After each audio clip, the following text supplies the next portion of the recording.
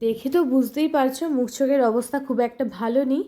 শরীরটা সকাল থেকেই একটু খারাপ, মানে 2-3 বার বমি হয়েছে আর তার সাথে পেট তো খারাপ।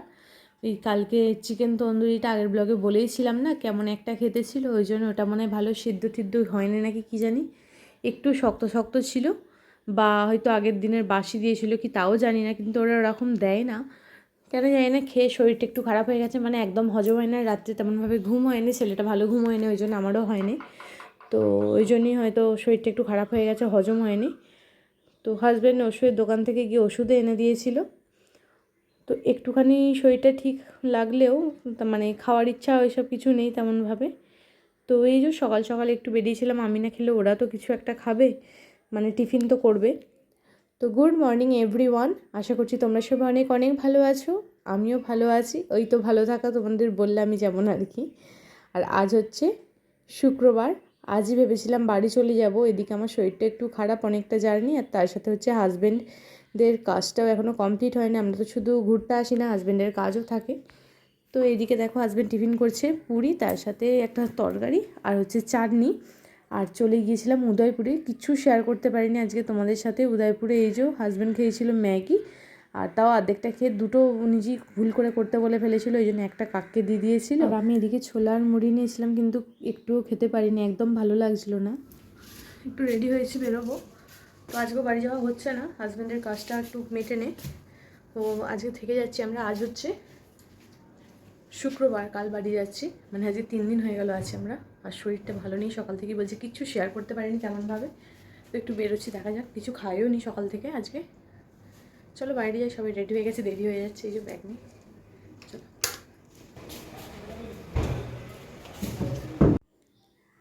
হাজব্যান্ডরা ভাত খেতে গিয়েছিলো, ওরা একটু আধটু ভাত খেয়ে এসেছিলো, তো আমি বললাম যেমন, তো হাজব্যান্ড বললো চলো বাইরে ভালো লাগবে, ওই জন্য একটুখানি বিকাল থাকতে থাকতেই মানে সন্ধ্যে থাকতে থাকতেই বেরোলাম আর কি। আর এদিকে ওয়েদারটা একবার শুধু দেখো কি সুন্দর লাগছে, মেঘলা আকাশ। তো হাজব্যান্ড বললো চলো কোথাও একটা বসি গিয়ে।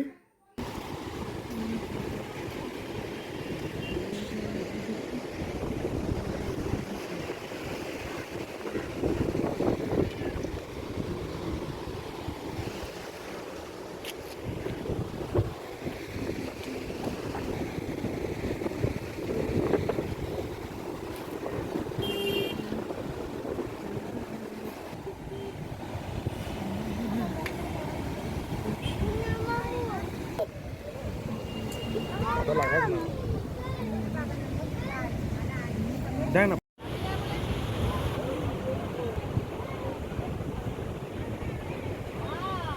দেখলি মোহনার ওদিকে যাবার সময় একটা বসার জায়গা করেছিল, ওখান থেকে একটু বসে এসেছিলাম এদিকে। কি রাত্রে ডিনারে দেবে রান্না করতে আজকে ঠিক হলো, কি দেবে করতে করতে হাজবেন্ড বললো চলো আজকে মাটন দিই।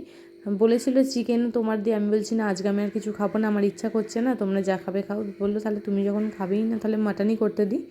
তো চলে গিয়েছিলাম মাটনের দোকানে মাটন কিনতে, একদম বাজারে, তো ফ্রেশ মাটন আনার জন্য।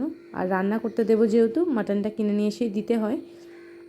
তো এই যে কত ওই 600 টাকা না এরকম কত একটা মাটন কিনেছিল, ওই 700 750 এরকম মনে হবে, 800 টাকা কেজি বলেছিল, তেমন অনুযায়ী আর কি কিনেছে। তো যেহেতু তোরা 4 জনে খাবে, বাপি, পিসেমশাই, মা আর হচ্ছে হাজব্যান্ড, তো মাছও এদিকে আমার জন্য দেখছিল, নিয়ে যাচ্ছিলো যে কোন মাছটা খাবে বলো, তোমার ভালো লাগছে না বলছো। আমি বললাম যে এখান থেকে আমি কোনো মাছই খাবো না, আমি বরফের মাছ খেতে ভালোবাসি, মানে ওই পমফ্লেট বা ইলিশ এইসব টাইপের, কিন্তু খাবো না।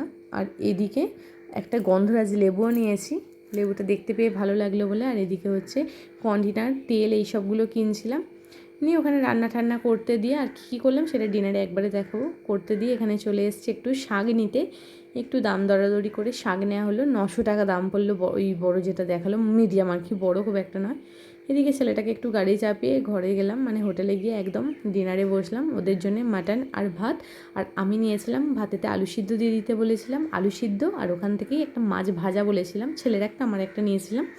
তার সাথে একটু কাঁচা লঙ্কা, লবণ আর তেল দিয়ে আমি খেয়েছিলাম, এটা বেশ ভালো লেগেছিলো আমার, মানে তৃপ্তি হয়েছিল খেয়ে, যাকে বলে শরীরে সারাদিনের পর এটাই আমার খাওয়া। তো কেমন লাগলো আজকের ব্লগটা ছোট্ট একটা কমেন্ট করে জানিও, দেখা হচ্ছে নেক্সট ব্লগে, টাটা।